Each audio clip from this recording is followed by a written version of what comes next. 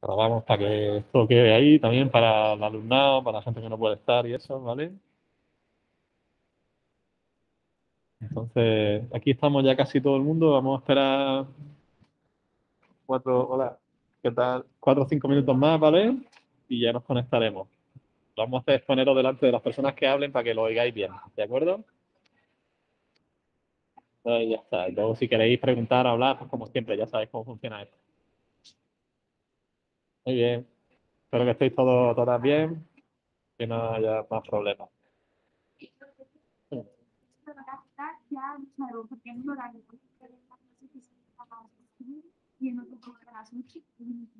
Probablemente terminemos como a las 8:30 o así, sí, más o menos, ¿vale?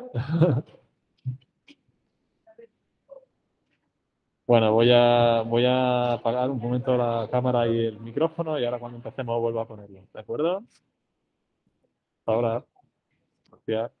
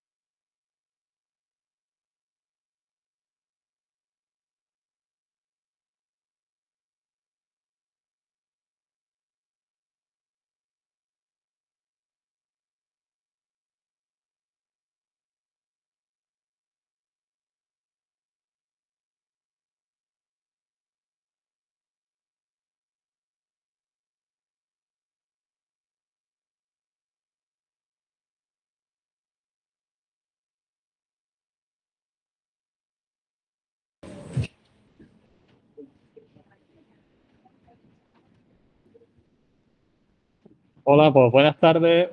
Parece que empecemos. Creo que se nos, creo que se nos oye bien sin el micro. Si se nos oye bien, si no es que reverbera mucho. Pero bueno, ahora vemos si las dos personas que nos acompañan quieren, pues que usen el micro. Ya vosotros decidís, ¿vale? Bueno, en esta sesión habrá una predominancia del alumnado del Máster de Cooperación al Desarrollo en la Universidad de Granada. También hay alumnado del Máster de Estudios de Asia Oriental. Otros amigos, amigas del programa de estudios del Centro de Lengua Moderna, Amadeus, la asignatura se llama Sustainability in the Mediterranean. Bueno, y la idea es que tengamos una sesión con Mauricio y con Josefa, que Mauricio hablará primero, después hablará Josefa, y después podremos abrir un debate, una discusión con quienes estáis aquí, ¿no? También está Fran de Sociología Rural ya, está hablando de sociología. Entonces, imagino que como hemos difundido también el acto, la actividad como un acto abierto, pues puede haber gente que no soy ni de una ni de otra, pero en cualquier caso, por eso cuento la dinámica. Hay alumnado del máster de cooperación que están confinados, confinadas, que están aquí online, con lo cual a lo mejor hacen una intervención online, si es necesario después al final. Y ya está. Bueno, entonces, la idea de la sesión de hoy tenía que ver con la perspectiva de la emergencia climática y la transición energética, ¿no? Que son dos elementos clave en este siglo XXI, ¿no? La transición energética más por la parte de la entrada, de los inputs, ¿no? De los problemas de la escasez o de las escaseces, y la emergencia climática más por la parte de los sumideros, ¿no? De los problemas bueno, del planeta para asumir la cantidad creciente de contaminantes y de emisiones que está generando nuestra sociedad desde hace un par de siglos aproximadamente. Eh, la idea sería tener una visión del norte global y del sur global muy abierta, muy compartida, también con quienes estáis aquí, porque venís de diferentes lugares y tenéis vuestros conocimientos. Mauricio Misquero, que vive en Granada y es, eh, digamos, investigador de la Universidad de Roma Tor Vergara, ha hecho su doctorado en física y matemáticas, ¿no? Y su licenciatura aquí en Granada, ¿no? En Madrid. En Madrid la licenciatura. El doctorado en Granada, eso es. Eh, pero ecuatoriano, ¿no? De nacimiento, o sea que hay una visión del norte global, de alguien que tiene un vínculo directo con el sur global.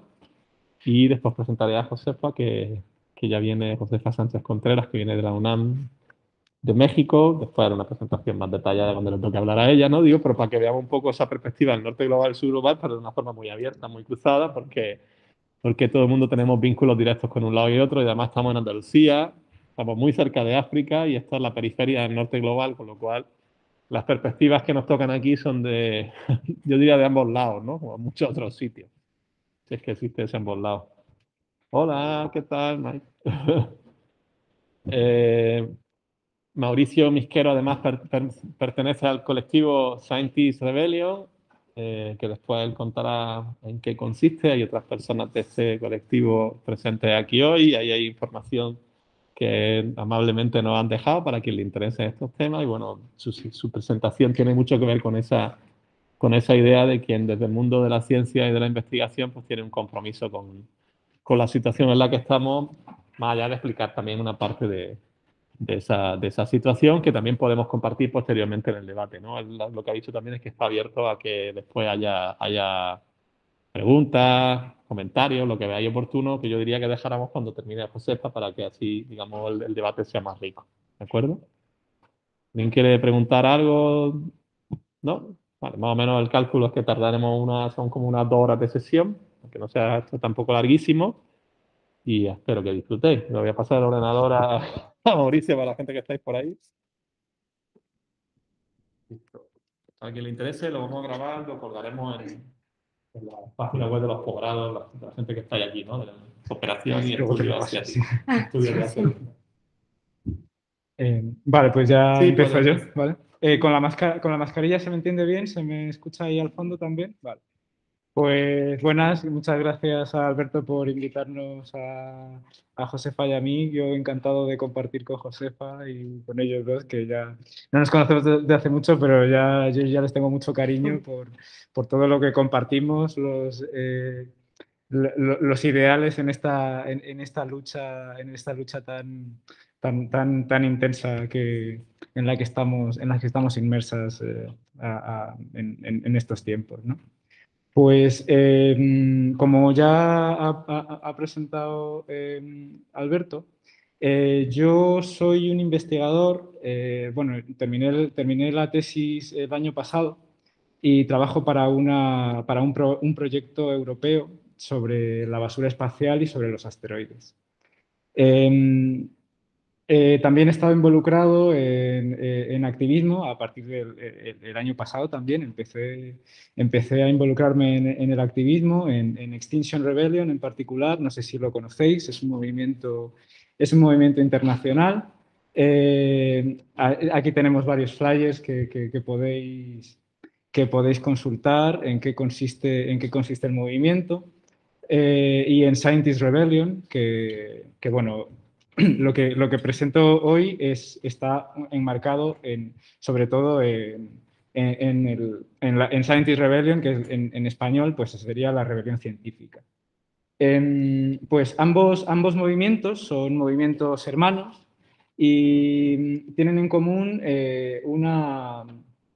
una idea sobre una visión compartida de lo que está ocurriendo en este momento, que básicamente estamos viviendo una crisis sistémica de la civilización industrial que está provocando serios problemas a escala global.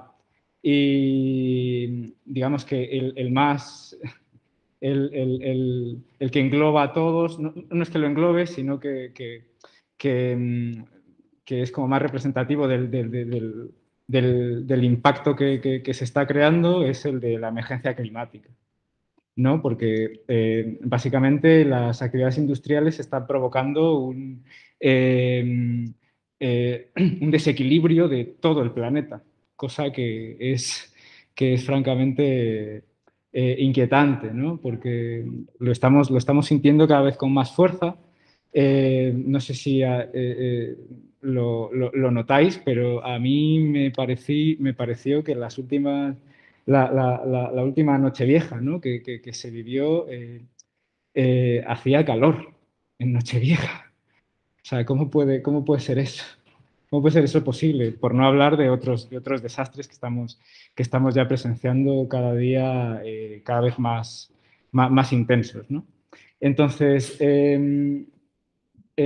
vale, estos dos colectivos, Extinction Rebellion y Scientist Rebellion, proponen que la situación sobre la emergencia climática y la emergencia ecológica es tan grave que ya no es posible eh, dar una respuesta dentro de los márgenes del del propio sistema, por decirlo de alguna manera, y tenemos que pasar a a una actitud más activa, más para intentar cambiar el sistema, ¿no? Que este sistema nos está llevando a esta situación. Entonces, lo que se propone es la desobediencia civil, la acción directa no violenta y la resistencia civil como como el arma, digamos, con la que desde la población podemos hacer frente a a este devenir, ¿no? A esta inercia sistémica que nos lleva básicamente al desastre. Entonces, uno de esos actos de desobediencia civil lo llevé a cabo hace un par de semanas y bueno, eso es un poco la razón de la que yo en particular esté aquí, porque bueno, yo en principio formo parte de estos colectivos y ahora mismo estoy hablando como miembro, no soy un representante, simplemente hablo como miembro y vengo a expresar a expresar estas posturas y a invitaros también a participar en estos movimientos. Pues la semana pasada, hace 2 semanas, publiqué una carta abierta en el Salto Diario y bueno, que os voy a leer a continuación y que básicamente lo que, bueno, os la voy a leer porque se entiende desde el principio. La carta se llama "Esto es un acto de desobediencia civil" y empieza con un poema de Raúl Zurita. Querido cielo de mi país, cantan las cumbres de los Andes, los pastos, el desierto de Atacama, los grandes ríos, canales y aguas del sur. Pacífico, nevados y glaciares, cantan y cantan. Las aves, las bandadas y nieves de las cimas, garzas, loicas y las aves más lóbregas de los pequeños de alma, cantan. Canta el día radiante y el día nublado, el vuelo de las inmaculadas praderas, de las montañas, los archipiélagos del amor más helado cantan. Como todas las cosas cantan y cantan, solo porque están vivas cantan, cantan y cantan, bajo el cielo de mi país. Este es un poema de Raúl Zurita de su libro titulado La vida nueva. Y empieza la carta. Soy un científico que abandona de manera indefinida su labor investigadora para concienciar y movilizar a la sociedad, para que presione a sus gobiernos a actuar ya sobre la crisis, sobre la emergencia climática y ecosocial en que nos encontramos. En particular, me uno a la campaña de movilización de Scientist Rebellion de cara a la rebelión global de abril de 2022. En esta carta expongo mis razones. Nuestro planeta está enfermo y nosotros también lo estamos. Todas las formas de vida de la Tierra se encuentran en peligro extremo, incluyendo a la humanidad. Lo sabemos desde hace demasiado tiempo ya y nos produce un dolor tan hondo que preferimos negarlo. Preferimos quedarnos con una vista parcial e intentamos encontrar soluciones pequeñas y aisladas al descomunal desastre que nuestra civilización está causando a la biosfera. La habitabilidad de la biosfera, de la que somos parte, depende de una red extremadamente compleja de relaciones entre los seres vivos, el clima y la corteza terrestre. Esta red está sustentada por unos pilares interconectados muy específicos, que nuestras industrias atacan sistemáticamente. Cada día que pasa están más cerca del colapso. En los últimos 200 años, las actividades industriales han supuesto un incremento global de la temperatura de 1,2 grados con respecto a niveles preindustriales. Esto es lo que dice de manera inapelable la ciencia. Como se puede comprobar, solo 1,2 grados son suficientes para desestabilizar todo el sistema climático, lo que conlleva enormes desastres para personas y ecosistemas que no tienen ninguna responsabilidad en este problema. La ciencia dice que en los escenarios más optimistas es inevitable alcanzar 1,5 grados. El hielo polar y los glaciares que ya se han derretido no se van a volver a congelar. La mayor parte de la gran barrera de coral ya se ha perdido. El bosque amazónico no va a volver. A la ciencia le ha llevado décadas aceptar de manera unánime esta realidad. Este sistema tóxico nos lleva con una tremenda inercia a un incremento de hasta 5 grados. Esta gran máquina de la muerte está provocando la 6ª extinción masiva de especies de toda la historia del planeta. La humanidad existe desde hace más de 200.000 años, pero en los últimos 200 hemos perdido totalmente el control. Duele profundamente. ¿Alguien se atreve a decir que podemos seguir quemando combustibles fósiles en nombre del progreso? En cada uno de los últimos 26 años ha habido una cumbre internacional sobre el clima, las COP, donde los políticos se reúnen para abordar este problema. Ninguna cumbre ha producido cambio significativo alguno en nuestra tendencia de calentamiento global. En la última cumbre, en noviembre de 2021, ni siquiera hemos podido eliminar los subsidios a la industria del carbón, que es la más contaminante. Esta locura se va a seguir financiando con dinero público. ¿De verdad es más fácil aceptar este lento y doloroso camino a la extinción humana por medio de guerras y otras catástrofes, en vez de reconocer que es necesario un cambio profundo en el sistema? Hemos esperado demasiado tiempo a aquellos cuyo deber es protegernos a nosotros y a nuestro hogar de la destrucción. Solo la gente ordinaria podemos tomar nuestra responsabilidad colectiva para hacer posible este cambio y parar esta máquina de la muerte. Solo nosotros y nosotras podemos tomar las decisiones tan duras que nuestros gobernantes son incapaces de tomar. Solo exigiendo democracia real podremos conseguir justicia climática. Dada la situación, decido tomar parte. Soy un científico del sector aeroespacial que trabaja para un proyecto del Proyecto Horizonte 2020 de la Comisión Europea.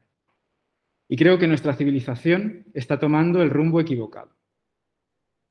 Porque nuestro desarrollo ha llegado a su máximo, debido a los límites incuestionables impuestos por un planeta finito que ya está realmente débil. Porque no hay dónde escapar ni hay tiempo para soñar en mágicas soluciones tecnológicas o fantasías espaciales para los próximos 200 años. Porque el sector aeroespacial es responsable de enormes emisiones de gases de efecto invernadero y continúa creciendo. Porque cuando hay un incendio en tu casa, no puedes entretenerte con cohetes de juguete. Y porque esto al final solo beneficiará a los más privilegiados. Por tanto, decido dejar de trabajar para alimentar esta inercia y este espejismo. Al contrario, dedicaré mi jornada laboral al completo a empujar en la dirección del cambio. Como científico y activista voy a dar charlas de divulgación sobre la emergencia climática y ecosocial basadas en las conclusiones de los últimos informes del Grupo Intergubernamental de Expertos sobre el Cambio Climático y el uso de la resistencia civil no violenta como la única vía pacífica para producir los profundos cambios democráticos que necesitamos. Estas charlas se darán en España como parte de las campañas de movilización de Scientist Rebellion y Extinction Rebellion España, de cara a las acciones convocadas para la primavera de 2022 y posteriores. Estarán dirigidas a la sociedad en su conjunto y se darán en universidades y otros centros de la cultura. Pero no voy a presentar la renuncia a mi trabajo, porque el dinero público se debería destinar a luchar contra esta emergencia en vez de promover un crecimiento irrealizable o dar subsidios a la industria de los combustibles fósiles. Porque la gente tiene derecho a saber la gravedad de la situación y que somos capaces de revertirla pacíficamente por medio de la resistencia civil masiva. De modo que asumo las consecuencias derivadas de abandonar mis obligaciones investigadoras. Al igual que mis hermanas y hermanos activistas de todo el globo, que ponen en riesgo sus cuerpos, su salud y su libertad porque creen que un mundo más justo es posible, yo pongo en riesgo mi posición de privilegio y doy mi voz. Porque compartimos los mismos miedos y las mismas esperanzas. Esta acción de desobediencia es para inspirarlos a ellos y a otra gente que piensa lo mismo, igual que ellos y ellas me inspiran a mí. Y para decirnos a nosotros mismos que parar este desmesurado exterminio de vida todavía es posible. Con esta acción les muestro mi respeto, mi admiración y mi apoyo. Finalmente, quiero resaltar que no tengo nada en contra de proyectos individuales como en el que participo, ni contra la gente trabajando en los mismos. Estoy agradecido a todos mis colegas. Son personas brillantes que tienen mi cariño y mi respeto. Espero que entiendan mis razones. Esta acción no pretende señalar a nadie directamente, sino poner encima de la mesa la necesidad de implicación urgente de la sociedad civil y de la comunidad científica y académica en particular. Necesitamos decir la verdad y actuar de manera decidida para producir cambios significativos en el sistema. Vale, pues esto era la carta. Y bueno, simplemente lo que me gustaría comentar ahora para intentar no extenderme demasiado es que desde la rebelión científica este movimiento está llevando a cabo una campaña para una rebelión científica global entre el 4 y el 9 de abril. De hecho, estoy aquí invitándoos a todas vosotras, a todos vosotros a participar. En particular, la rebelión científica tenemos una exigencia y es que exigimos una descarbonización de emergencia y una redistribución radical y controlada a nivel global, lo cual se materializa en un decrecimiento para los más privilegiados y protección para los más vulnerables. El objetivo de esta rebelión global es que más de 1000 científicas y académicas participen en acciones de desobediencia civil y acciones directas no violentas en más de 20 países. El lugar donde se llevarán a cabo estas acciones son pues, en universidades y centros de investigación de todo el territorio español, pero como ya hemos dicho es global, así que pues, en otros países se desarrollará algo muy parecido. Empezaremos el 4 de abril porque es el día en el que se hace público el próximo informe del panel de expertos sobre el cambio climático.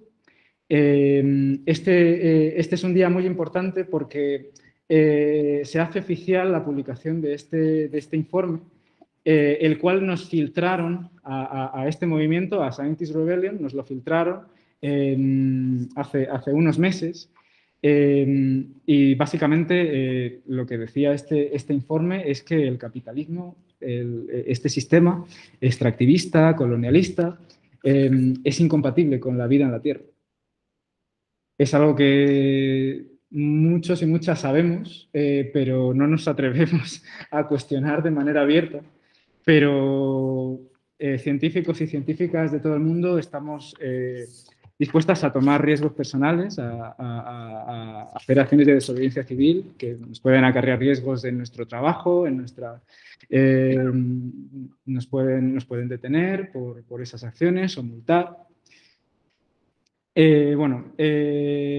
Entonces el 4 de abril se publica este informe y ese día queremos darle visibilidad a la publicación. Haremos una rueda de prensa con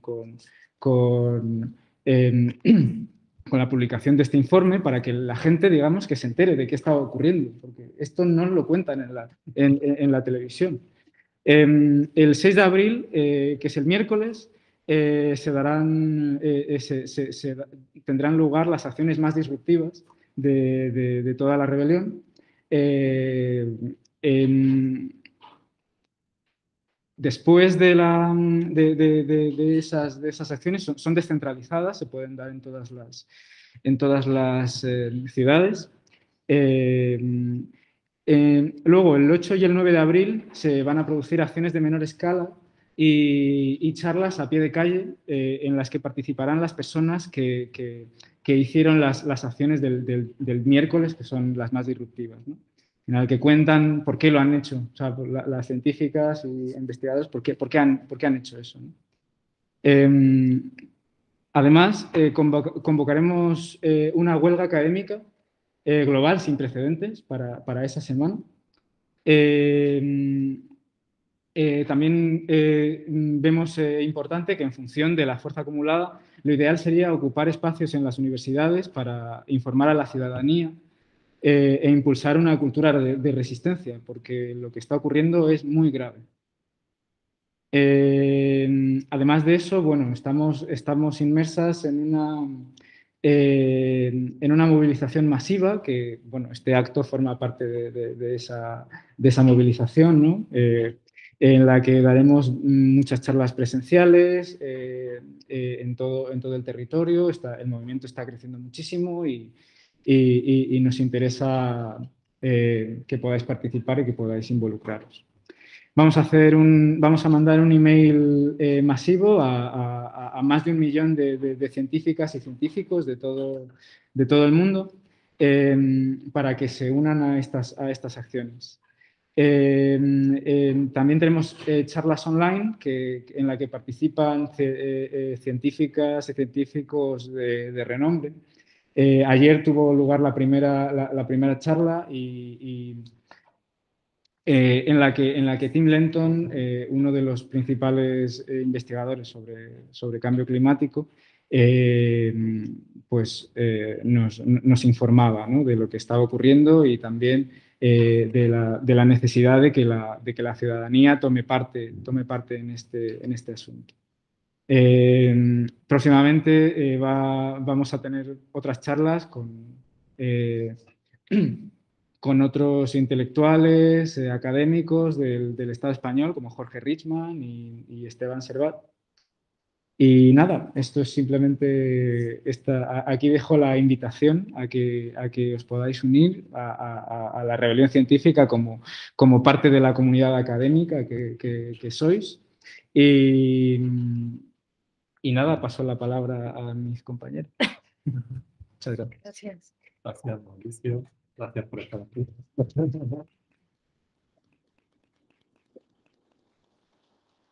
Gracias por traernos tu compromiso a la Universidad de Granada y cedernos tu tiempo desinteresadamente en esta sesión de la tarde. Es la segunda vez que participamos en una mesa redonda conjuntamente, no creo que sea la última. Y bueno, en cierta medida son un dato que yo no sé si finalmente se va a dar o no, que cuando el traste y el informe del IPCC, ¿no? Una de las razones para filtrarlo tuvo que ver con el hecho de que ese IPCC, de que había un temor claro de que el informe fuera filtrado por la parte política, ¿no? Que es la que lo ha estado revisando desde que se entrega el verano pasado hasta que se presenta el 4 de abril, y que desaparecieran del informe las cosas más polémicas o más tangibles, más reales de lo que estaba diciendo la parte científica, ¿no? Entonces me parece muy interesante esa idea de decir la verdad y el esfuerzo que hace quienes saben la verdad porque la mayoría la conozcamos, ¿no? O sea que muchas gracias por ese esfuerzo, tuyo en particular también. Voy a intentar a ver cómo hago con esto ahora. La siguiente persona que va a hablar, Josefa Sánchez Contreras, que ya he hecho una primera presentación de ella. Es, como decía, investigadora de la Universidad Nacional Autónoma de México, doctorado de estudios mesoamericanos de esa universidad, también está haciendo el doctorado en la Universidad de Granada. Ella trabaja entre otras cosas, sobre las rebeliones de los pueblos indígenas, en particular el pueblo al que ella pertenece, el pueblo Zoque, en el contexto de Oaxaca, del sur de Oaxaca, donde ella habita, y en otros contextos del entorno sudamericano, en particular el istmo de Tehuantepec, que después ya explicará su localización. Y también tiene un gran compromiso con su territorio en términos de la resistencia respecto a los proyectos extractivistas mineros que afectan a este territorio mexicano, igual que a otros muchos territorios del sur global o de la periferia del norte global, como en la que estamos ahora, y también como resistencia frente a proyectos extractivos de carácter, bueno, vinculado a la transición energética, ¿no? Sobre todo megaproyectos energéticos de producción de energía renovable con energía eólica, ¿no? Con generadores de energía eólica, que en este caso hay un paralelismo además bastante claro con lo que ocurre en otros lugares del mundo como el conjunto de la península ibérica y en particular Andalucía y dentro de Andalucía Granada, ¿no? En ese espacio de generación de energía para su consumo en lugares lejanos, ¿no? Entonces, bueno, esta perspectiva del posicionamiento del mundo científico del norte global, que no es solo del norte global, pero sí esa visión de la obligación del decrecimiento que planteaba claramente Extinction Rebellion y Scientific Rebellion, yo creo muy acertadamente, ¿no? Del qué hacer frente al escenario de catástrofe en el que estamos. Y esta perspectiva del sur global, de quienes siguen, a pesar de todo, asumiendo los impactos tanto de los desastres que se han producido como de las posibles alternativas, ¿no? Siempre cae sobre la misma gente, sobre los mismos territorios, el coste, sin que esta gente de estos territorios se hayan beneficiado bueno, de lo que supuestamente ha traído el desarrollo, ¿no? En este caso, Josefa nos contará las cuestiones relacionadas con el colonialismo energético, con la transición energética y en particular con los proyectos, los megaproyectos en el istmo de Tehuantepec, en el sur de Oaxaca. Yo voy a poner aquí la presentación y aquí para que te graben a ti. Cuando quieras, pues tienes la palabra. Puedes empezar. Hola, buenas noches. Pues un gusto también compartir la mesa de diálogo con Mauricio nuevamente. Y bueno, gracias Alberto por la invitación y espero que no se duerman porque ya es tarde, ¿verdad? Y luego tanto tiempo también es antipedagógico, pero bueno, con la intención de hacer pues el llamamiento de que esto se trata de un tema vital, ¿no? Que es la crisis civilizatoria que atravesamos pues como humanidad, pero también el impacto de esta humanidad en la Tierra. Y desde ahí, pues el llamamiento que están haciendo los científicos es un llamamiento que queremos pues discutir a la luz de del cambio climático, sí, pero a la luz también de lo que están llamando la transición energética actualmente. Y mi participación va a enfocarse a la crítica a la transición energética como paradigma actualmente, ¿no? Que está siendo promovido por las empresas y por los gobiernos, ¿no? No una transición energética que venga necesariamente desde científicos críticos, sino más bien desde las empresas y los gobiernos. Y esta crítica a este paradigma de la transición energética, pues la sitúo desde el sur global y concretamente desde las experiencias, las luchas, las defensas de los territorios, las defensas ambientales que están protagonizando los pueblos indígenas de América Latina, pero también de muchas partes del mundo, ¿no? En mi primera, voy a dividir en dos partes mi intervención. La primera es una, pues, de carácter un poco teórico, un poco de contexto, también de contexto global. Y en la segunda parte es un enfoque en el caso concreto del Istmo de Tehuantepec, Oaxaca, México, que es un caso paradigmático del ejercicio de un tipo de transición energética que está implicando violencias y despojos. Entonces, para iniciar esta primera parte, pues nos preguntamos desde el sur global y desde la experiencia de los pueblos indígenas, si este tipo de transición energética es realmente una transición energética o es un colonialismo energético. Esto porque estamos viendo que una de sus modalidades, que es la instalación de energía eólica a gran escala, se mantiene todavía en patrones de consumo y en patrones de despliegue de forma capitalista, ¿no?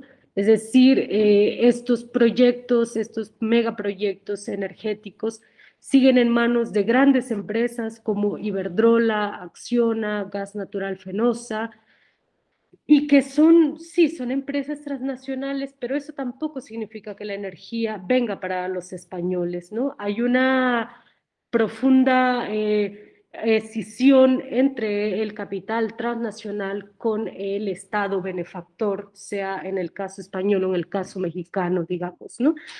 Entonces, este es uno de los rasgos que identificamos como una forma de transición energética pues capitalista, ¿no? El otro rasgo que nos hace advertir esta crítica, que nos hace lanzar esta crítica, pues es la profunda dependencia que sostienen estas infraestructuras eólicas con los proyectos extractivistas, proyectos mineros, ¿no? Una de las promesas de ese tipo de energía eólica es la sustitución de los combustibles fósiles. Sin embargo, estamos viendo que hay estudios que están revelando una profunda dependencia de la infraestructura eólica con la infraestructura minera, ¿no? Más del 80-90% de la construcción de esta infraestructura requiere de energía fósil, ¿no? ¿Y por qué el cuestionamiento? Pues porque el reto de disminuir este régimen o de sustituir este régimen de combustibles fósiles, pues el reto es para disminuir las emisiones de CO2, para disminuir el cambio climático, etcétera, ¿no? Sin embargo, vemos que esta infraestructura no está realmente respondiendo a esas necesidades, en tanto sigue en esta dependencia a los combustibles fósiles, ¿no? El Banco Mundial, por ejemplo, ha estimado que este tipo de proceso de transición energética requerirá una extracción de 3.000 millones de toneladas de minerales y metales, ¿no? Esto que implica, pues, la agudización de más conflictos en los sures globales o en las zonas donde se encuentran los minerales estratégicos como el litio, el oro, el hierro, el cobre, etcétera, ¿no? Entonces, vemos pues este segundo aspecto como, a nivel global, digamos, eh, la propuesta de los proyectos eólicos como una transición energética, pues siguen atrapados en esta dependencia fósil y esta dependencia extractivista, ¿no? Esta, esta promesa de salvar, digamos, a la humanidad de esta catástrofe ambiental, climática, global, salvarla a través de una aplicación, una nueva aplicación tecnológica, una fantasía tecnológica, como lo plantea Mauricio en otros, lo ha planteado Mauricio en otros momentos, pues es muy recurrente y va a seguir siendo muy recurrente por parte de los gobiernos y por parte de las empresas. Y esto esconde, en el fondo, esconde una de las preguntas fundamentales que tendríamos que estarnos haciendo en las universidades, en el mundo científico, en la academia, en la vida cotidiana, que es quién detenta la mayor parte de la energía y quiénes son los mayores consumidores de energía y quiénes son pues, esa pequeña élite responsable de los mayores impactos de gases de efecto invernadero, ¿sí? Algunos estudios pues han revelado que el 10% de la población mundial es responsable de casi la mitad de las emisiones de CO2. Entonces, estamos hablando de que esta crisis climática está inserta en una profunda desigualdad económica, está inserta en una profunda desigualdad en la redistribución de la energía. Entonces, pensar en mitigar el cambio climático es pensar ineludiblemente en ese sistema capitalista que lo ha forjado y que actualmente es el mismo sistema capitalista el que está gestionando esta crisis. No es solo ese modo de producción capitalista de una sociedad industrializada la que ha llevado nos está llevando a esta crisis, sino también es ese mismo sistema el que hoy día está intentando gestionar la crisis climática. Y una de sus gestiones es este tipo de transición energética centralizada, este tipo de transición energética que no cuestiona los modos de consumo ni apuesta a un decrecimiento para los que más consumen, como decía Mauricio, ¿no? Hay preguntas que quedan veladas en nombre de salvar al planeta de esta crisis climática.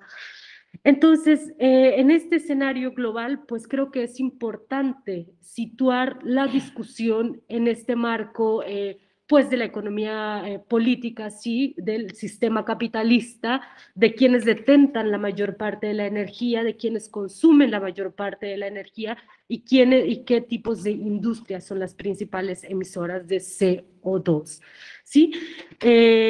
Por otro lado, otra de las variables que son importantes atravesar en esta discusión sobre la crisis climática para entender esta compleja relación entre el sur global y el norte global es la colonización. Son los procesos de colonización que históricamente han privado las relaciones del norte global con el sur global, ¿sí? En este tiempo de crisis climática y en este tiempo del paradigma de la transición energética, la cuestión colonial se agudiza, las relaciones coloniales se agudizan y este es otro de los riesgos que estamos viviendo en los pueblos indígenas del sur global. Y no solo en los pueblos indígenas, sino también dentro del mismo norte, dentro del mismo Europa, digamos. Esto lo intentaré esbozar más adelante. Y algunos ejemplos que nos ayudarían a entender esta gestión colonial de la crisis climática son, por ejemplo, programas de algunas organizaciones no gubernamentales como la WWF, por ejemplo, que ha implementado proyectos de áreas naturales protegidas en África, donde hay otras ONGs que han documentado las violaciones a los derechos humanos que han hecho pues este tipo de proyectos de áreas naturales protegidas que han hecho sobre los pueblos africanos, digamos, ¿no? Es decir, esto de sobreponer a la naturaleza o de proteger una especie y que esto sea la premisa para violar los derechos humanos de los pueblos o para despojar a los pueblos de sus territorios, es un rasgo sumamente colonial y también un rasgo que habría que señalar como un rasgo ecofascista, ¿no?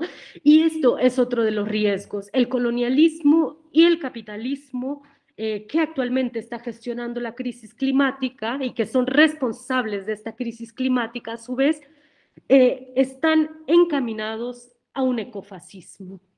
Entonces, esto para el caso de África en las relaciones coloniales.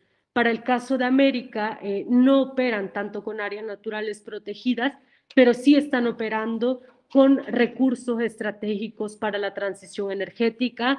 Vean el golpe de Estado en Bolivia, por ejemplo, que Bolivia es uno de los países más importantes en reservas de litio, o véase también el despliegue de tantos parques eólicos en el sur de México, que es de los que les voy a hablar ahora, ¿no?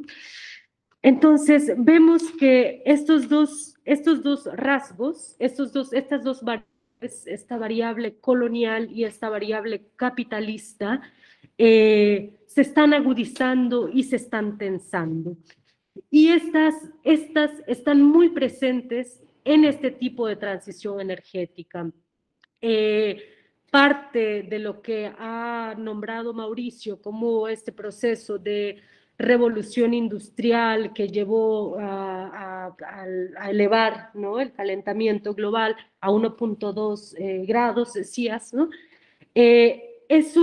Digamos, es un parangón en la historia de la humanidad y en la historia de las sociedades industriales, ¿no?, que nos permite entender esta crisis climática y que es fundamental en el proceso capitalista. Pero hay otro parangón dentro de este proceso de catástrofe, digamos, que es el parangón de la conquista, de la colonización de hace 500 años. Esta inauguración del sistema colonial y del sistema capitalista en el siglo XV, finales del siglo XV, principios del XVI, digamos, es lo que ha generado lo que algunos han llamado la acumulación por despojo, es lo que han llamado la inauguración del sistema capitalista o del sistema mundo, ¿sí? Sin embargo, lo que estamos viviendo actualmente es una configuración de este mismo sistema, pero a la luz de una crisis climática. Y a esta nueva forma de despojo, pues es una forma de despojo racializado, que va y amenaza los cuerpos de estas sociedades comunitarias que históricamente han sido colonizadas. Es también en el tiempo, en el momento, en este momento de crisis climática, de catástrofe ambiental, es también un colonialismo energético más que una crisis energética, digamos, porque si nos preguntamos, hay una crisis energética, pero ¿energía para quién? Nos preguntamos, o energía ¿cómo? O energía ¿para qué? ¿No? Necesitamos energía ¿para qué? Cuando vemos que hay hogares, que hay sociedades, que hay comunidades que no tienen energía eléctrica. Entonces decimos, ¿cómo que no? Hay sociedades que históricamente han sido despojadas de ese bien básico, de ese servicio básico, digamos, ¿no? Entonces lo que estamos asistiendo es una suerte de colonialismo energético. Y este colonialismo energético pues es el que actualmente se está desplegando en el istmo de Tehuantepec, Oaxaca, que es esta región de América, no sé si distinguen Estados Unidos, México, en esta pequeña porción de tierra está el istmo de Tehuantepec, en el sureste mexicano, que vincula el Atlántico con el Océano Pacífico. Es un punto estratégico, pero es un punto de vientos muy veloces, de vientos muy fuertes, y por lo tanto se ha convertido en una atracción para la inversión de estos proyectos eólicos. En esta región habitamos pueblos indígenas, pueblos zapotecos, icot, zoques, pueblos de asentamientos de más de 4.000 años, ¿no? Es como si no sé si una cultura de aquí que dejó vestigios árabes siguiera existiendo y reivindicando sus tierras. Pues en el caso de esta región, no solo están los vestigios arqueológicos, sino también están los pueblos con sus territorios que siguen reivindicándose como herederos y como cuidadores de estos territorios. Bueno, en esta región de México se está instalando el corredor de parques eólicos más grande de América Latina. En esta región se tienen contemplados alrededor de 5.000 turbinas de viento sobre 50.000 hectáreas, más o menos, aproximadamente. No sé cuánto mide La Vega. Más o menos 50.000 hectáreas se puede conseguir. 30.000 hectáreas de regadío La Vega de Granada. 30.000 hectáreas. De regadío. De regadío. Es como si pensáramos que en La Vega actualmente hubieran, justo en 30.000 hectáreas, hay 2.123 turbinas de viento. Y en esas 30.000 hectáreas no solo están las turbinas de viento, sino también están las poblaciones asentadas ahí. Esto es pues una barbaridad porque nos han hecho manifestaciones de impacto ambiental con rigurosidad, pero además en la instalación de estos parques eólicos, porque se ha instalado la mitad del corredor de parques eólicos, los mayores inversionistas, digamos, son Iberdrola, Acciona, Gas Natural Fenosa, y después le siguen empresas como Electricité de France o alguna alemana como Siemens o alguna empresa italiana también, pero son principalmente empresas españolas las que están invirtiendo en esta zona. Uno de los problemas que vemos es que, ¿puedes pasar? Bueno, esto es una de las fotos. Si pueden ver algunos poblados ahí. Estos terrenos, estos territorios antes eran zonas de ganadería, zonas de cultivo, y ahora sí los trabajan en una parte, pero no todo. Y bueno, es como se ve una... Okay. Uno de los problemas de estos parques eólicos es que la energía que se genera ahí es una energía que va dirigida a otras corporaciones transnacionales como Coca-Cola, Walmart, Bimbo, Bancomer, etcétera, etcétera, y no es energía que vaya dirigida para los pueblos ahí asentados, ¿no? Otro de los grandes problemas que está ocasionando es que se está instalando de una forma violenta en dos aspectos, ¿no? Uno, el que refiere a la violación de los derechos humanos de los pueblos indígenas que ahí habitamos, y otra, que están privatizando las tierras. Es de decir que en esta región de México, la mayor parte del territorio es de tenencia comunal y ejidal. Esto quiere decir que es de tenencia colectiva, es de carácter colectivo, no es propiedad privada, digamos.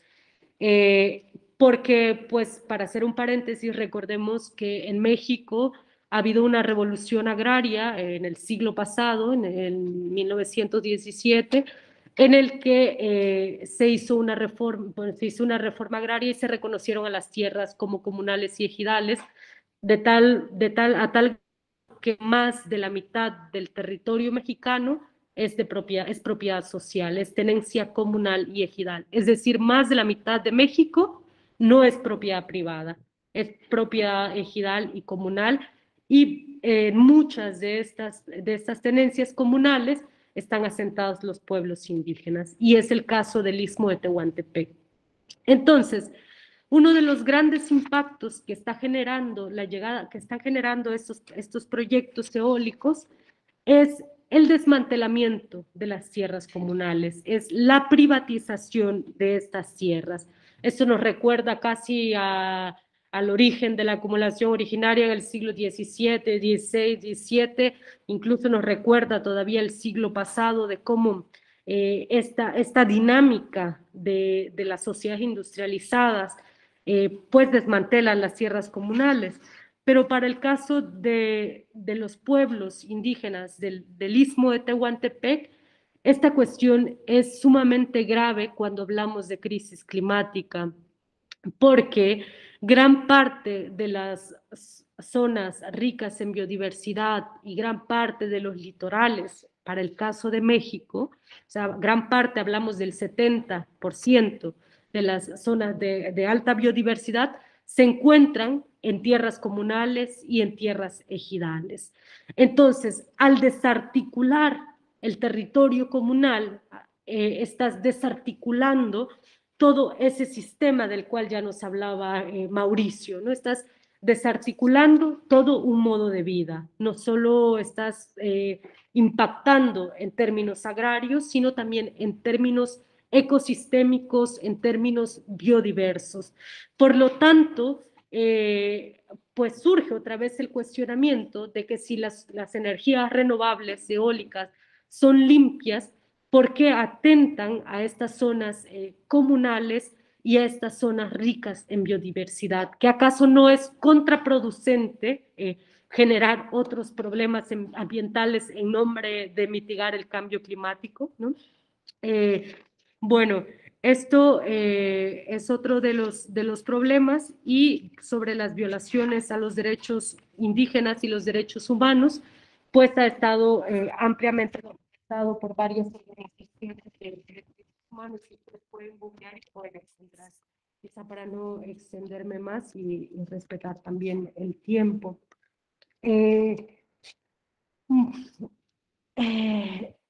Decir también que esta forma de acumulación, de esta forma de colonialismo energético y esta forma en la que violenta, en la que se está desplegando el corredor de parques eólicos más grande de América Latina, en esta región del Istmo de Tehuantepec, pues tiene sus orígenes de larga data, que es este siglo XV, este siglo XVI, que ya les decía hace un momento, y que tiene que ver justo con los primeros antecedentes de un profundo impacto de la humanidad en la Tierra, ¿no? Y que lo ha sido, pues, lo han documentado para el siglo XV, digamos, para el siglo XV y para el siglo XVI, algunos estudios científicos que han investigado cómo el genocidio y la declive demográfica de América en estos siglos tuvo grandes impactos también a la Tierra.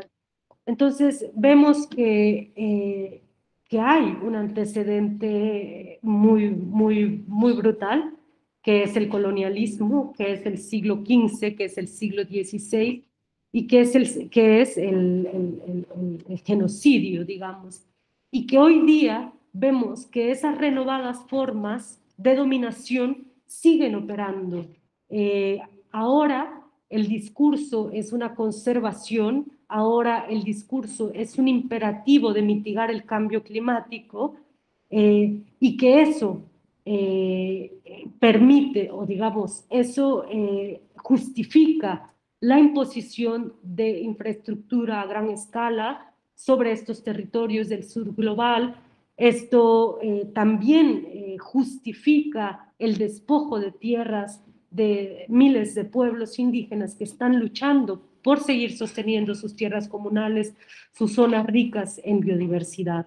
Entonces, cuando hablamos de cambio climático y de esta visión del norte y del sur global, es importante cruzarlas con estas dos variables, con estas variables del capitalismo y con estas variables del colonialismo.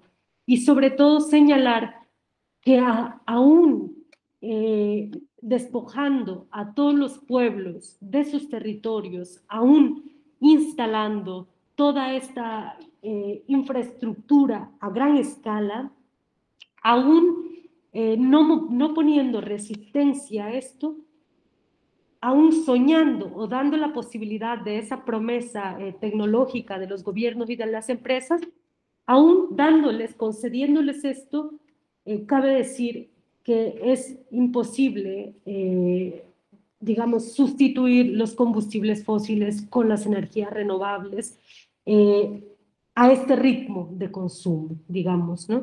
Por ejemplo, a este ritmo, sin cuestionar este ritmo de consumo, ¿no?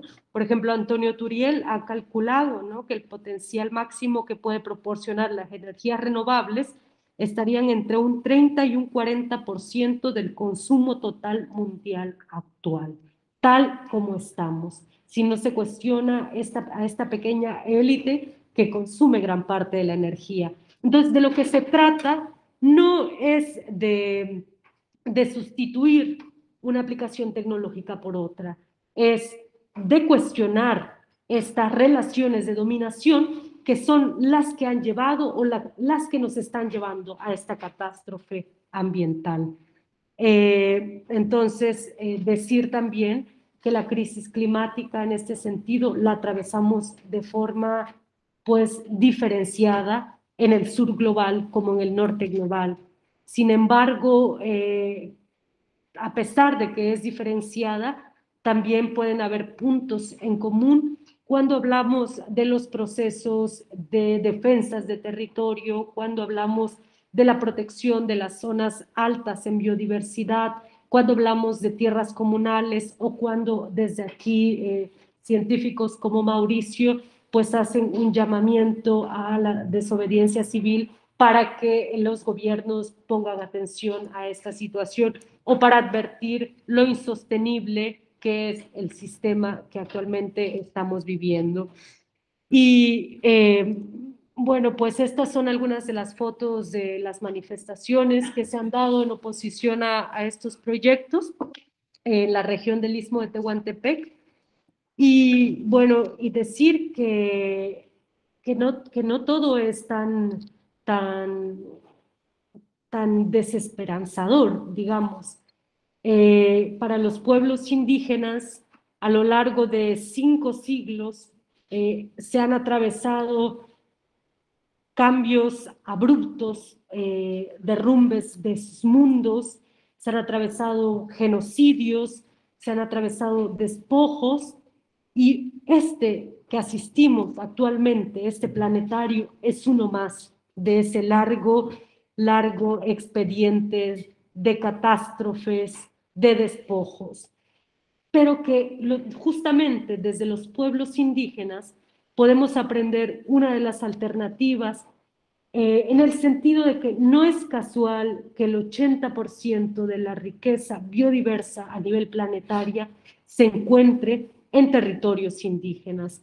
Hablamos de que como pueblos indígenas somos el 6% del total de la humanidad, digamos, que habitamos en la 4ª parte del planeta y que cuidamos el 80% de las zonas ricas en biodiversidad.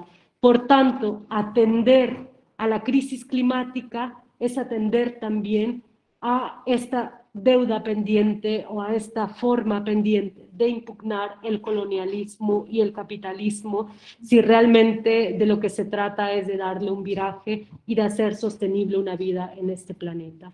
No se puede hablar de transición energética si no se habla de tumbar el colonialismo.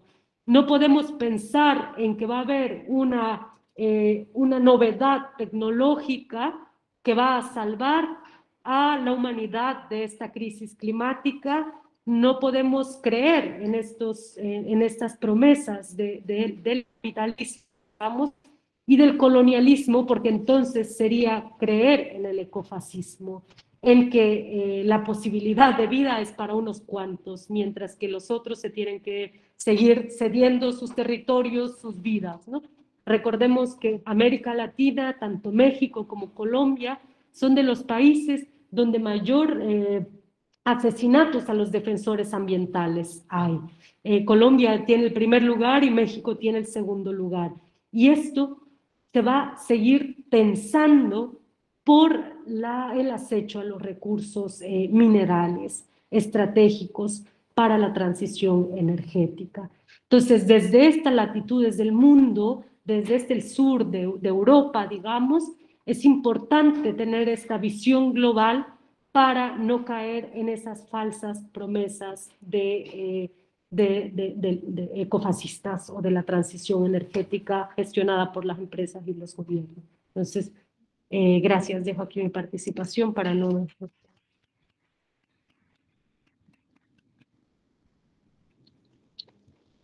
Muchas gracias, Josefa. Yo creo que ha marcado claramente esa perspectiva desde el sur global, un conocimiento amplio de las circunstancias que atraviesan nuestro mundo y que además Mauricio había introducido previamente. Entonces creo que es el momento para alguna discusión, para que podáis hacer alguna intervención, preguntas, dudas, comentarios. No sé, también la gente que está ahí online, si os apetece. ¿Alguien se anima? Sí, bueno, más un comentario a lo mejor para ver si cabe destacar que bajar el ritmo de consumo, como ha dicho Josefa, es la única respuesta, porque si no, la alternativa sería como de lo que llamamos la transición energética, es nada más una energía complementaria, o sea, complementar la energía derivada de combustibles con energía renovable. Y entonces es muy importante que si pensamos en una democracia más directa por el pueblo, como supone la Asamblea Ciudadana, podría haber la respuesta que los pueblos indígenas deciden implementar estos parques eólicos por su propia cuenta para, para vender su energía básicamente a los países europeos o de los países que lo necesitan.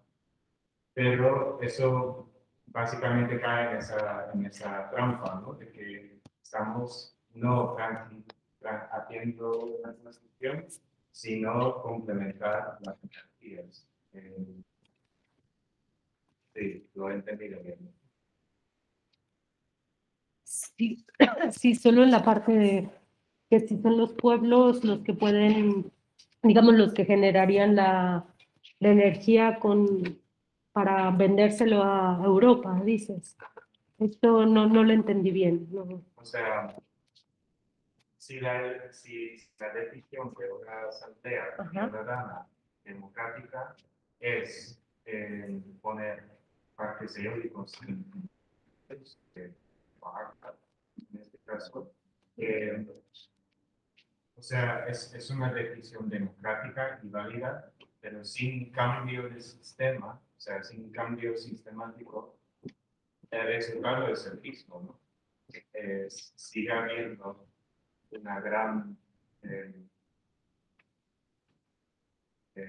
dependencia de esas tierras porque producen mucho viento y sigue habiendo una gran dependencia de minerales por implementar todas estas máquinas.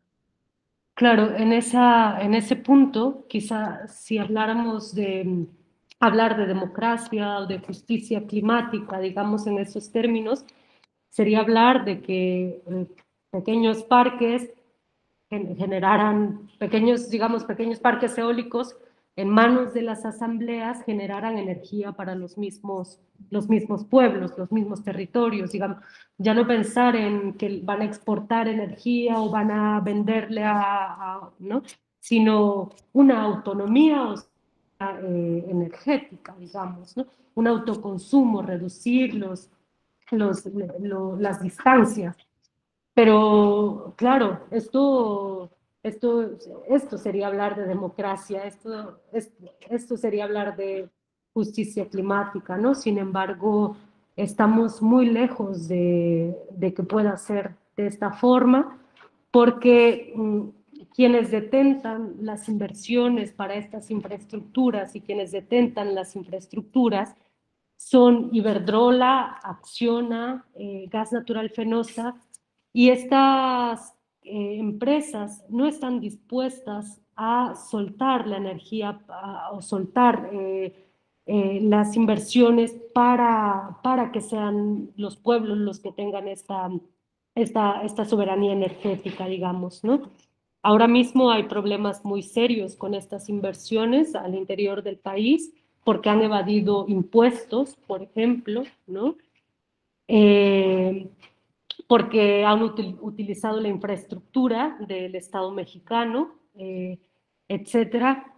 Y bueno, esta es una de las dificultades por las cuales no se puede llegar, no se ha podido llegar a este punto que tú mencionas, ¿no? Otra de las dificultades es que esta infraestructura vinculada al extractivismo, digamos, en el caso de América Latina y en el caso de México en específico, está profundamente relacionada con la economía criminal.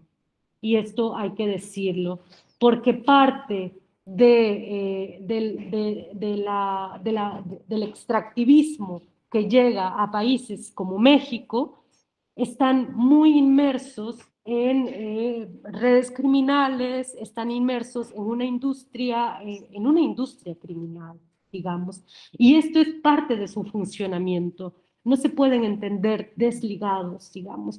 Entonces, esto imposibilita que sean los pueblos actores principales, o las asambleas de los pueblos, actores principales en la toma de decisiones. Entonces, esta es otra de las dificultades, digamos, que evita arribar a ese momento de democracia asamblearia y de justicia climática incluso, ¿no? Pero bueno, creo que es un horizonte también, ¿no? Pensar en cómo resolver este problema energético a nivel, en la dimensión local también, las dimensiones locales, ¿no? Esto. Una pregunta más técnica. ¿Cómo convirtieron esos territorios comunales en propiedad privada? Con la llegada de las empresas, los contratos que empezó a gestionar Iberdrola, Acciona, los contratos para hacer uso de la tierra, para alquilar la tierra, porque no compran la tierra, sino la alquilan, los contratos lo empezaron a hacer con pequeños propietarios. Esto desconocieron, digamos, a las asambleas y desconocieron la tenencia comunal de la tierra. Y por eso hay varios juicios abiertos en los tribunales de México porque están violentando la tenencia comunal. Sin embargo, como es un proceso muy viciado, los contratos se firmaron años previos, digamos, ¿no? Se empezaron a firmar desde el 2013 y varios parques se empezaron a instalar después en el 2015, 2016, 2017, hasta la fecha, se siguen instalando. Entonces han desconocido a la tenencia comunal y como hay arbitrariedades dentro del marco jurídico mexicano, digamos, la empresa se respalda en que ella está cumpliendo la normatividad, pero tiene juicios, digamos, en los tribunales agrarios. Esto es una forma, y dividiendo la población, al interior de la población, digamos, diciendo, no, pues el pequeño propietario puedes decidir sobre tu tierra, ¿no? No hace falta que vayas a una asamblea, pues entonces dividen a las personas.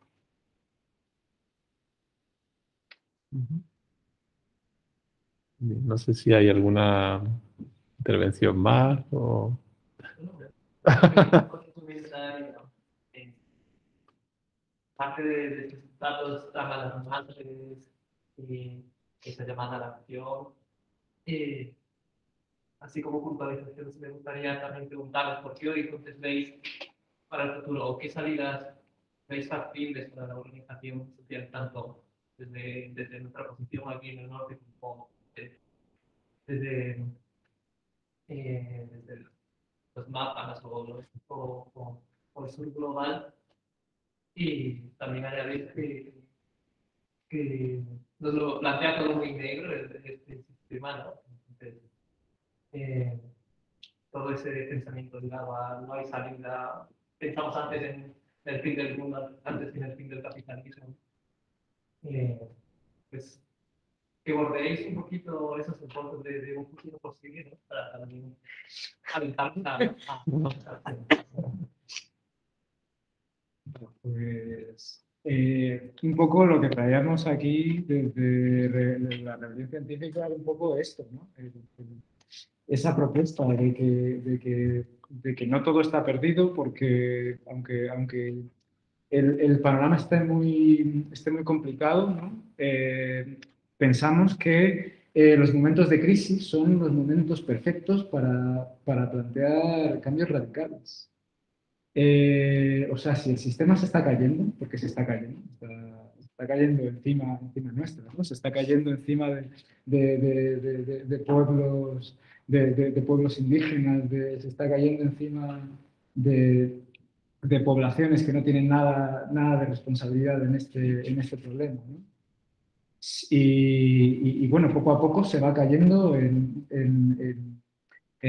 aquí en el norte global, ¿no? Poco a poco España yo creo que puede dejar de formar parte de ese norte global para formar parte del sur global, la parte del mundo que está explotada por países más ricos, ¿no? Entonces, la propuesta es también inspirarnos un poco de las luchas, de pueblos indígenas, de pueblos que han sabido resistir a la presión del capitalismo, eh, eh, formando, eh, formando redes de apoyo, eh, eh, haciendo una resistencia activa al sistema, que no nos vale no nos vale con estar en desacuerdo. Lo que proponemos es una resistencia civil activa. Por eso hemos traído aquí esta propuesta durante esta semana en la que se va a hacer patente una em, patente un engaño sistémico, ¿no? Porque eso es en lo que estamos inmersos. Estamos inmersos en un engaño en el que nos están prometiendo que podemos seguir nuestra vida como si nada, ¿no? Simplemente van a venir coches eléctricos y va a venir energía renovable. Pues ya vemos lo que implica esa energía renovable, pero es que ni siquiera es eso, porque la energía renovable tal como se concibe en estos momentos a gran escala, es inviable, simplemente inviable. No es capaz de sustituir la energía que por ahora nos proveen los combustibles fósiles, ¿no? Entonces, es decir, que nuestra comodidad se va a acabar. Se va a acabar más pronto que tarde. Y tenemos que unir fuerzas. Desde desde la sociedad, porque aquí a las únicas personas que les está beneficiando esto, ¿no? Pues son a las grandes empresas y a multinacionales, multimillonarios. Y son esas personas las únicas que están teniendo, sacando partido de esta situación, ¿no? Porque el resto, pues, nos estamos empobreciendo. Ya vemos que cada año es peor. O sea, ya vemos la crisis no solamente es la crisis del sistema, de este sistema capitalista, colonial, incluso patriarcal, yo lo incluiría. Esta crisis sistémica se manifiesta en todos los aspectos de la vida. O sea, si tenemos ansiedad o si tenemos problemas de salud, si tenemos una pandemia mundial, todos estos problemas vienen dados por el mismo sistema. Es este sistema el que en toda su exageración, ¿no? En toda su toda esa visión del mundo como a base de consumir lo que es la naturaleza y no formar parte de ella, pues esa visión es la que yo creo que tenemos que combatir. Y tenemos que combatir a base de recuperar todo aquello que nos ha quitado el capitalismo, ¿no? Nos ha quitado el apoyo mutuo, nos ha quitado las relaciones personales, nos ha quitado el tiempo, porque no tenemos tiempo, porque vivimos para trabajar en trabajos precarios, ¿no? Pues tenemos que recuperar eso, ganarle terreno. Y bueno, por eso una de las propuestas era ocupar las universidades, ¿no? Ocupar espacios en las universidades donde este tipo de discusiones puedan tener lugar, donde este tipo de propuestas puedan desarrollarse y donde este tipo de cultura de resistencia, pues nos la podamos dar y la podamos compartir entre nosotras mismas. Porque esa cultura está ahí. La cultura de la resistencia civil no violenta es una cultura que está allí y que no se nos, no se nos enseña,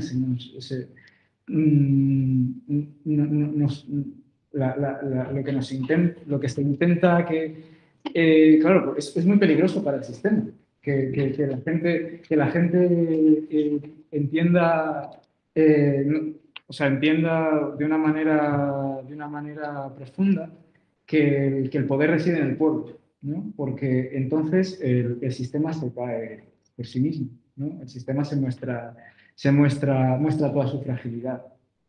Y bueno, esa es una de las razones por las que hacemos ese planteamiento de que eso es lo que significa, ¿no? La resistencia civil, que nos neguemos a colaborar con esta inercia, ¿no? En particular, bueno, yo he hecho una acción dentro de mi contexto, ¿no?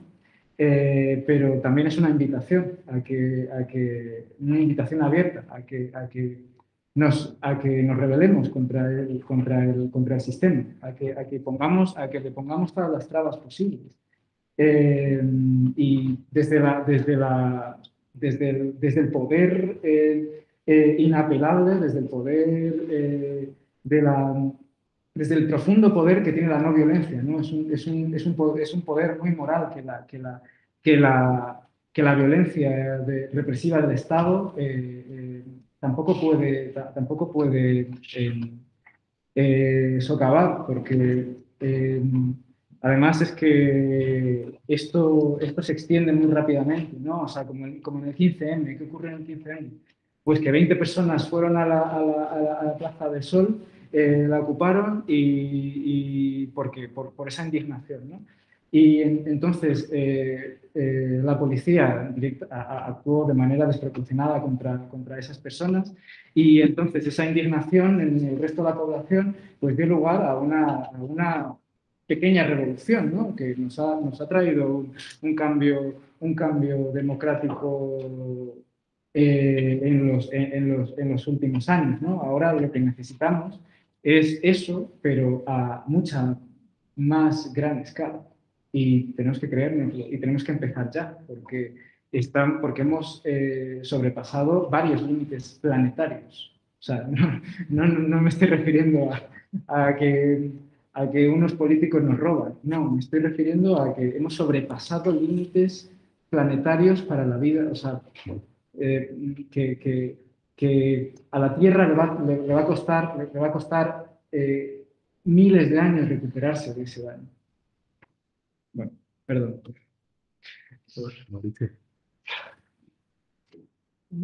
No sé si es más fácil. No sé si quiere responder algo a lo que ha dicho. Creo que iba por ahí una pregunta que estoy apuntando porque si no, porque sí me parece una labor esencial las que se están haciendo ahora y demás, y en las universidades.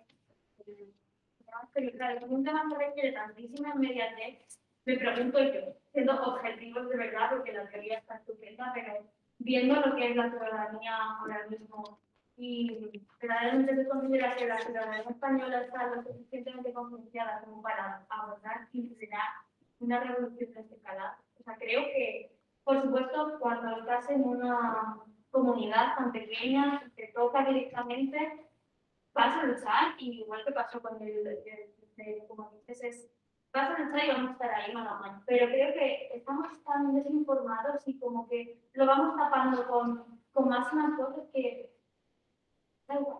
O sea, no digo que a mí me dé igual, por supuesto, pero ver que somos activos, que esta población activa está interesada ahora mismo y son unas jornadas, o sea, que podemos hacer, si tan inmediato tiene que ser educación. O sea, creo que, por supuesto, los gobiernos y los padres tienen que estar apoyándolo, pero tampoco les interesa.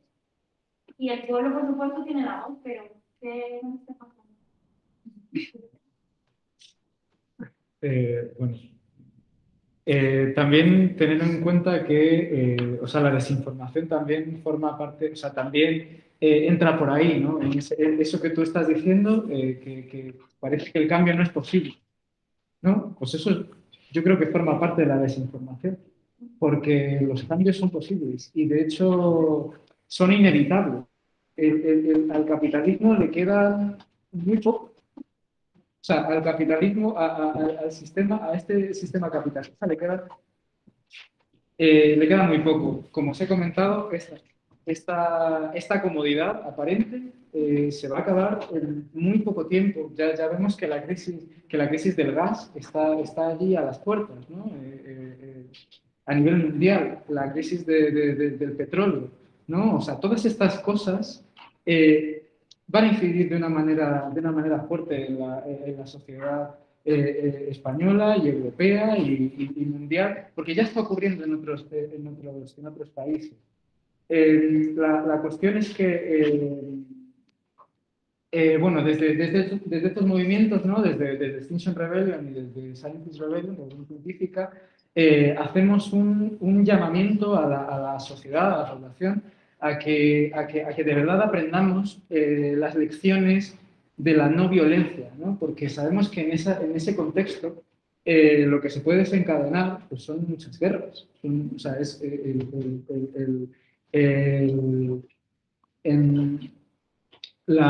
sálvese quien pueda, ¿no? La barbarie, en definitiva, porque esto no se va a acabar. O sea, los combustibles fósiles están decayendo.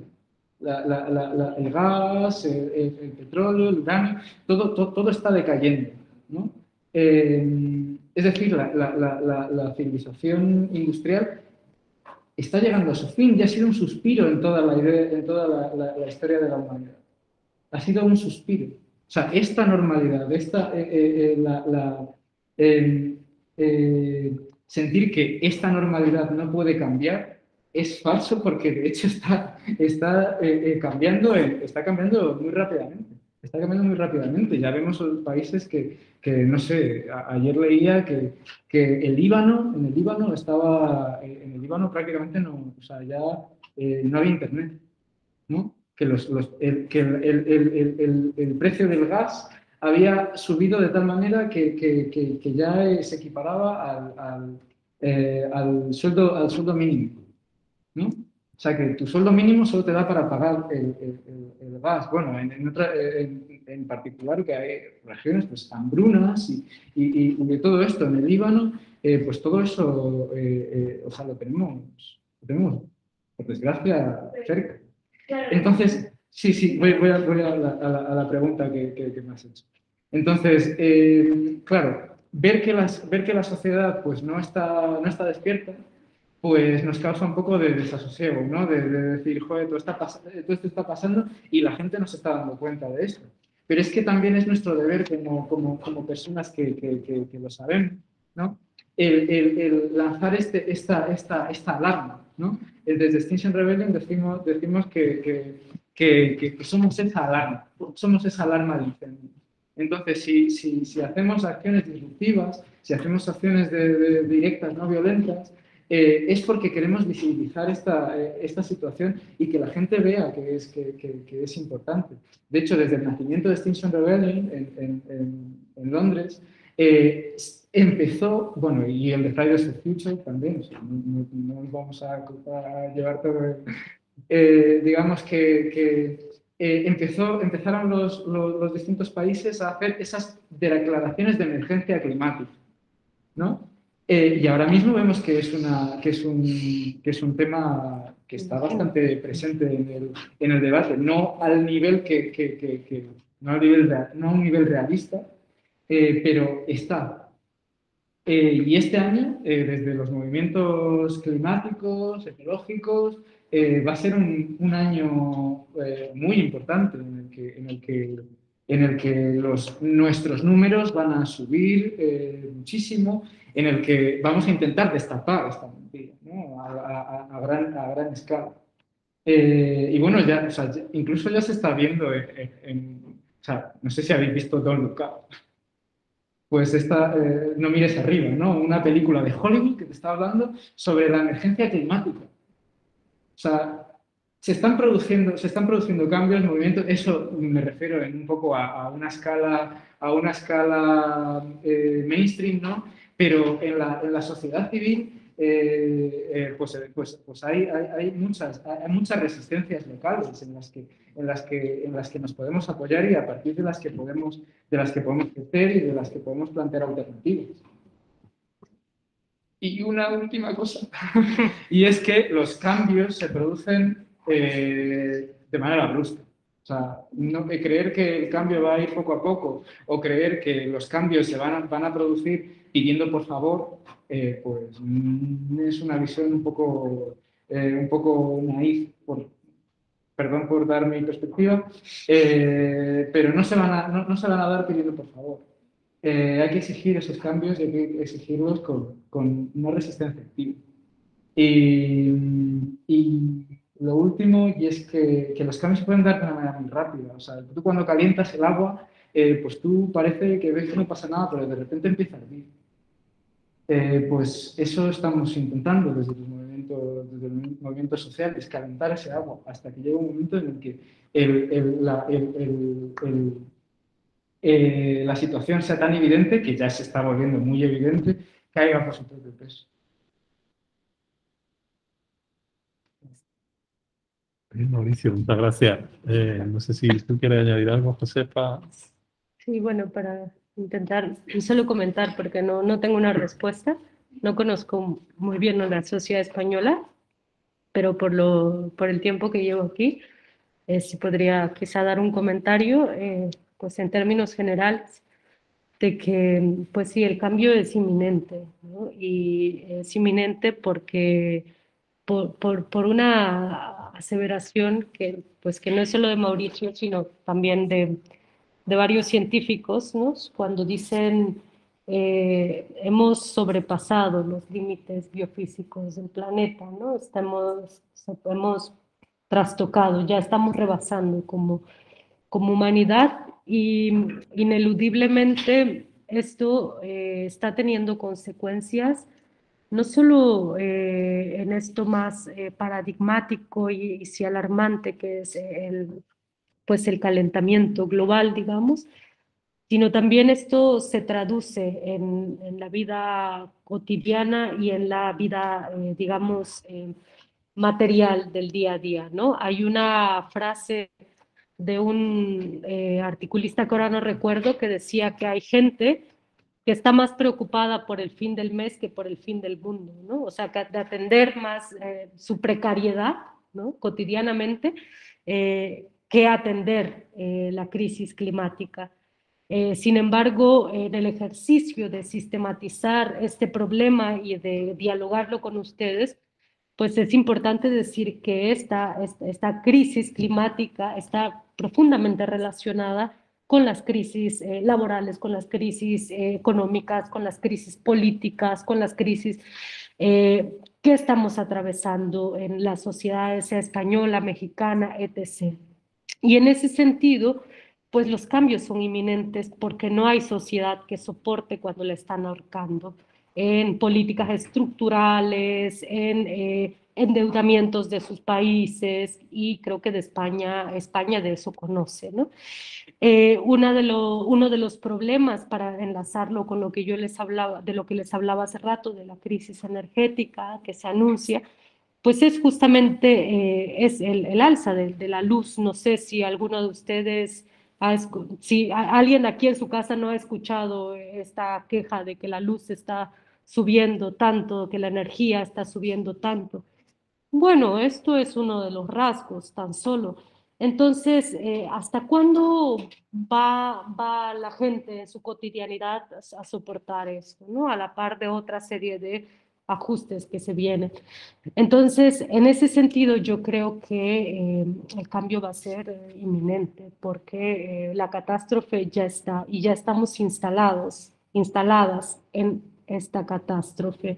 La cuestión es que si creemos en esta promesa de subsanarla mediante más de lo mismo, que es en realidad un camino al ecofascismo, o si podemos generar pues otras formas de atravesar esta catástrofe en la que pues tengamos un compromiso con la tierra, ¿no? Y con nuestro modo de vida.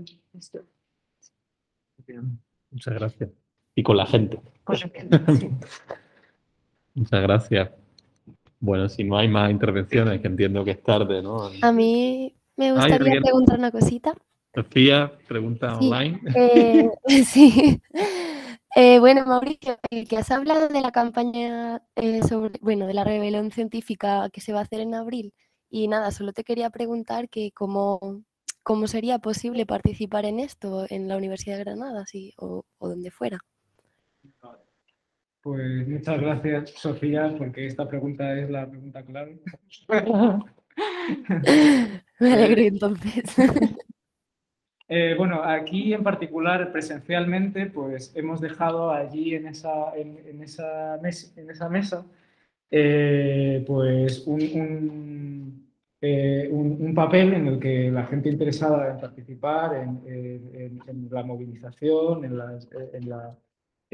la huelga y en todo, en la semana de rebelión, pues que se pueda apuntar. Y tenemos, y dentro del movimiento, pues tenemos jornadas, reuniones de bienvenida a la gente que le interese participar. En particular en Granada tenemos un grupillo bastante activo y bueno, este mismo acto forma parte de eso, ¿no? Y simplemente, bueno, que Sofía, que yo creo que con Alberto le puedes pasar tus datos o darle la autorización, ¿no? Para que luego te contactemos y y te recibamos en una reunión. Si estás en Granada presencial o si estás confinada o en otro sitio, pues también hay reuniones online, ¿no? Y ya está, que esto lo estamos haciendo en toda España, bueno, en todo el mundo, ¿no? Hay otras personas, hay otros equipos haciendo esta misma labor y nada, nos estamos coordinando para hacer muchas charlas, para hacer esta labor, ¿no? De que si conocemos la realidad de la situación, pues nuestro deber es difundirlo, nuestro deber es informar O sea, si yo he hecho esto de la carta abierta y es por un cierto deber como científico, pues alertar a la población de lo grave que es esto. Genial, muchas gracias. Muchas gracias a todas las personas que habéis participado aquí esta tarde. Gracias a Mauricio y a Josefa por estar ahí defendiendo el territorio y representándonos en el mundo científico comprometido y en las luchas que corresponden a este siglo. Y gracias por estar aquí también, compartiéndolas con este grupo hasta esta hora en la Universidad de Granada, desinteresadamente. Se agradece siempre. Y bueno, seguirá habiendo actividades de este tipo, o actividades en la calle, o encierro en la universidad, que esperamos compartir, huelgas, y bueno, todo lo que sea posible para poder revertir esa vía hacia la catástrofe a la que nos abocan la élite y quienes se niegan a reconocerlo. Pues nada, gracias a las personas que estabais ahí online, espero que estéis todas y todos bien. Ahí os A saludamos. vosotros. Y listo, pues nos estamos viendo pronto, la gente que tenemos clase y que no tengamos clase, y el resto, pues cuando queráis, nos encontramos en donde lo veáis oportuno. Muy bien, gracias a vosotras. Chao, gracias. Muchas gracias. Adiós. Gracias. Hasta luego, voy a ir cerrando.